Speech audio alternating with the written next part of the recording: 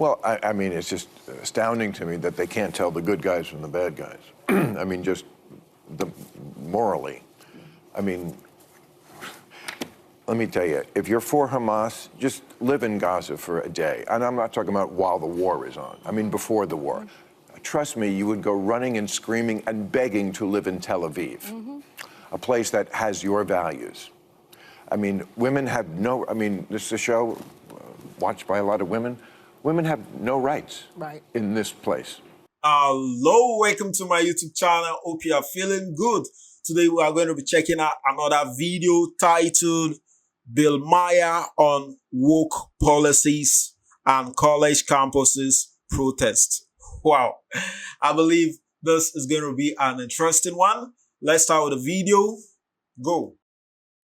Well, I had a different question, but it struck me that in the first segment you used the term woke, and you said that woke is what was sort of ruining everything. And I know that you're... No, I didn't say ruining everything. I said that's why Trump could get reelected. That's why Trump could get reelected. Yeah. So the term woke has been, in my view, co-opted by the right and weaponized and bastardized. And so I was surprised to hear you use the term because historically, as you know, because I think you're quite brilliant, that woke is a word used by the Black community to note that we must be aware of social injustices. But words migrate. Why is that a bad thing? It's not a bad thing, and originally that was absolutely a great thing. Alert to injustice, who's not for that?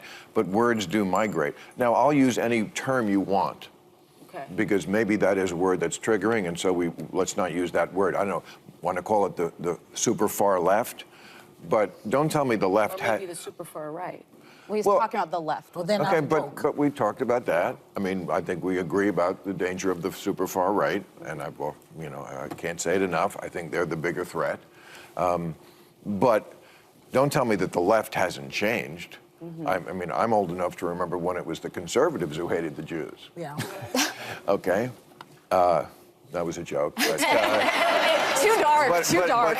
Well, maybe it is, but it's true. I mean, you know, if I had any doubt that I was right about the change that's happened in the left, watching people protest for a terrorist organization like Hamas, that straightened me up pretty quick. Yeah. I wanted to ask you about that because I think you're almost a free speech absolutist. You believe totally in the right to say what you believe, but I think a lot of us were disturbed to see terrorist flags being waved on American college campuses and seeing this, a generation that some I think genuinely care about the plight of the Palestinians. I think most Americans do, but some who seem to be embracing a terrorist organization over the nation of Israel. What do you make of this moment? What do you think it's a result of? How do we fix it? Well, I mean, it's just astounding to me that they can't tell the good guys from the bad guys. I mean, just morally. I mean, let me tell you, if you're for Hamas, just live in Gaza for a day. And I'm not talking about while the war is on. I mean, before the war. Trust me, you would go running and screaming and begging to live in Tel Aviv, a place that has your values. I mean, women have no, I mean, this is a show watched by a lot of women. Women have no rights in this place, and a lot of majority Muslim countries around the world. I mean, there is no equal rights as far as speech, dress, opportunities for education, reproductive rights, freedom from sexual violence, freedom from sexual harassment. The LGBTQ community as well. Yes. That too. But you throw around the term apartheid. There is a gender apartheid in a lot of the world, where women are second-class citizens, at best. Are you at all concerned about the innocent civilians that have been collectively punished and murdered, largely children and women? Of and course. Are you at all concerned about the fact that the International Criminal Court just today issued a subpoena for Bibi Netanyahu? Well, that's ridiculous, but it's a war. Why? It's a war. Because it's a war, and they were attacked, and they're defending themselves. Now, this is a war. Do you think Hamas needs to be destroyed? This is the question. Yes. You do? Yes. So how can we do that with a ceasefire? All right. So Hamas needs to be destroyed because they are a terrorist organization who say openly that they want to commit genocide on the Jewish people, on the state of Israel. That's what from the river to the sea means, okay? And they say it very openly. They said, we did this attack. They've attacked Israel 5 times. They've started 5 wars since they were given that land back. They could have chosen to turn that place into any place they wanted to, and they took a lot of money that they took from the international community and they spent it on bombs and guns and building tunnels. So if they need to be destroyed, how do we do that? It's a war. I don't know how to do that, and you don't know how to do that. I assume the Israeli...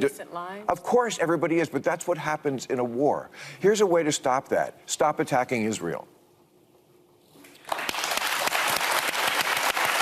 stop calling for the annihilation of Israel and all the Jews. They're calling for the annihilation of the Jews. And so you can't really defend that on the other side very easily. But before we go, I want to say... No, we're not going anywhere yet. Okay, but I just want to say one thing, because we were talking in the break. Yeah. Joy is a wonderful human being, and she should not be afraid that people are going to attack her because she said that thing about the swastika on the cap. Well, she does not think that as you said to me in the break, you do not think that all the people who are for Trump were Nazis. No, I don't. You don't. I just want them to pay attention to words like vermin and poisoning the blood and the Third Reich. That's all. That's really what I'm asking. They see Trump as a comedian. They see him as a clown who says crazy things. They saw Hitler like that. Right, okay, but that doesn't mean, you can hate Trump. You can't hate everybody who likes him. It is half the country. I have some in my family. I don't think they're Nazis. Okay, great. I'm glad we got that. I don't want you hurt in the supermarket. I have a question for you, because I don't know if you've noticed what I've noticed.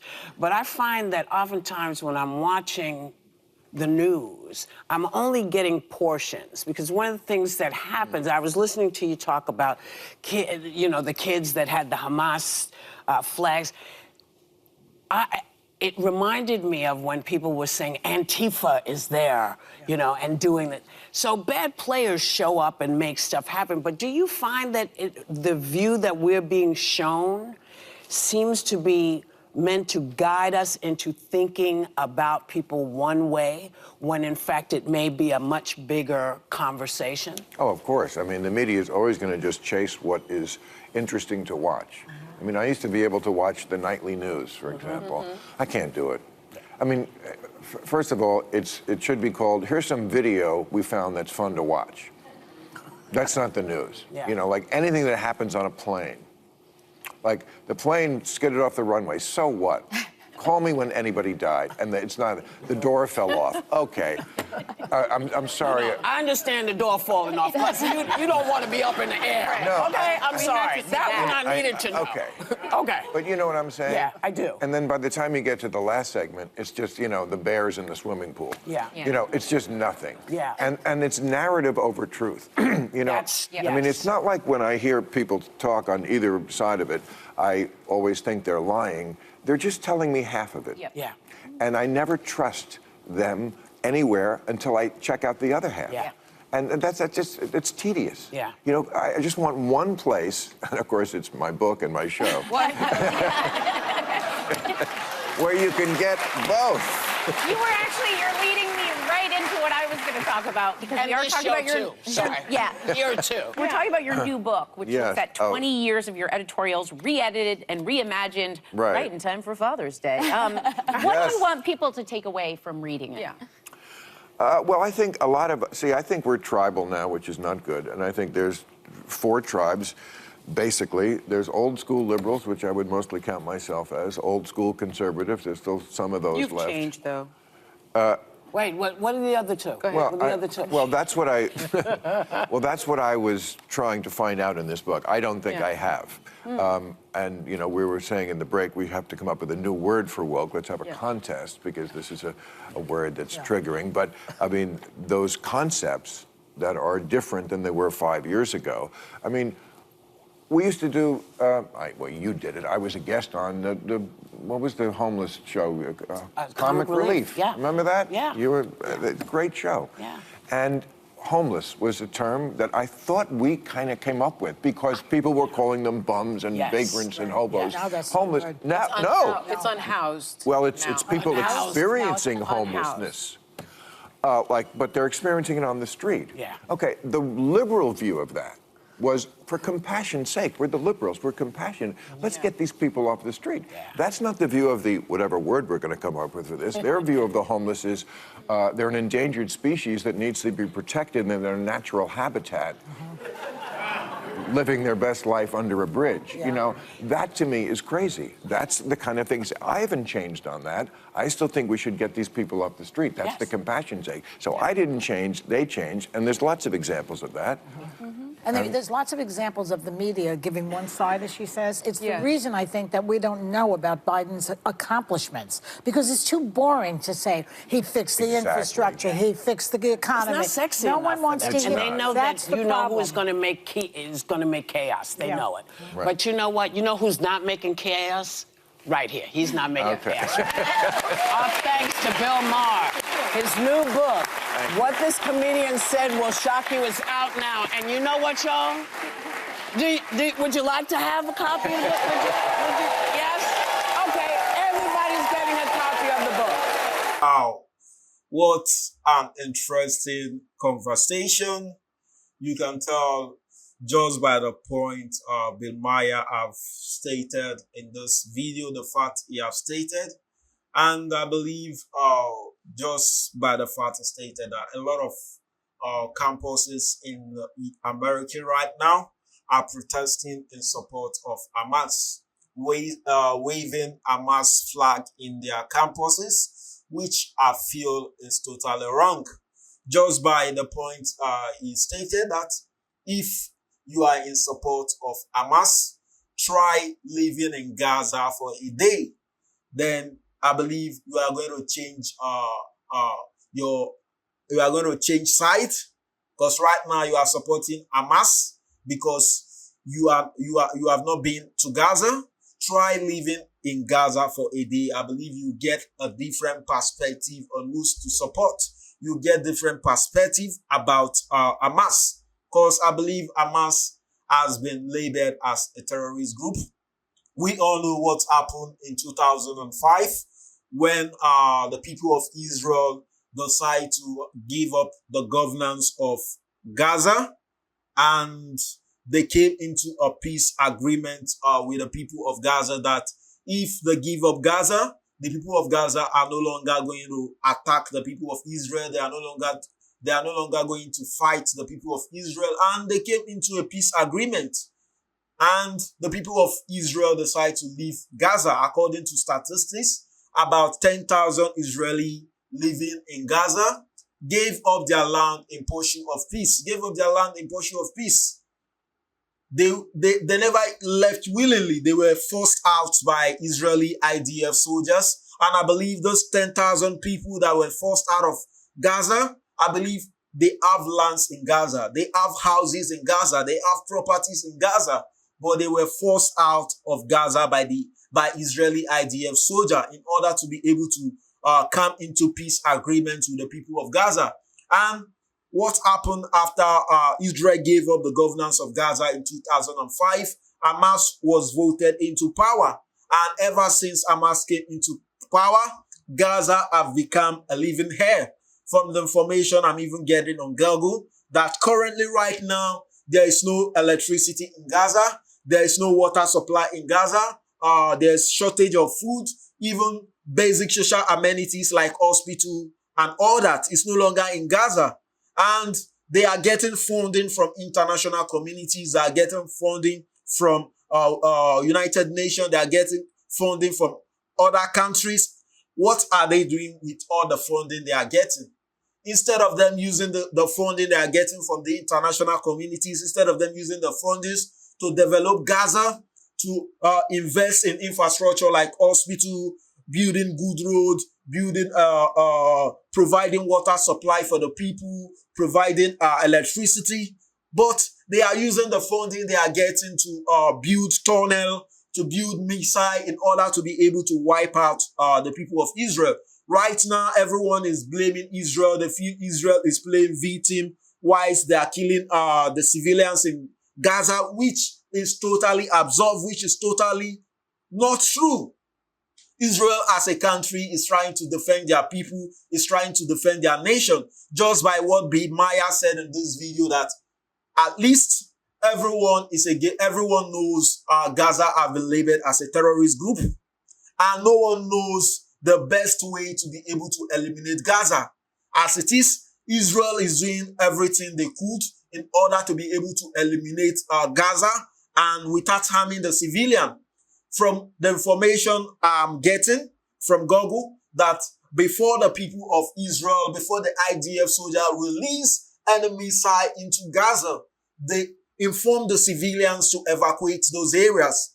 So they informed the civilian, evacuate this area, this day, this hour, this minute, a missile is going to be released in this location. All civilians should evacuate this location. The people of Israel always inform Gaza citizens to evacuate those areas before the release a missile into those areas. And I believe the genesis of all this problem is Hamas. Ever since they came into power, Gaza have become a living hell. And they kept using the civilian as shield. And the world kept blaming Israel as a problem. Even right now, you can tell a lot of campuses in America are waving flag for Hamas, are waving Hamas flag to show support for Hamas, to show support for Gaza. Even in the UK, even in other countries right now, they are protesting in support of Hamas, which is totally absurd, which is totally wrong, which is totally unacceptable. Hamas have been labeled as a terrorist. Israel is trying to defend themselves.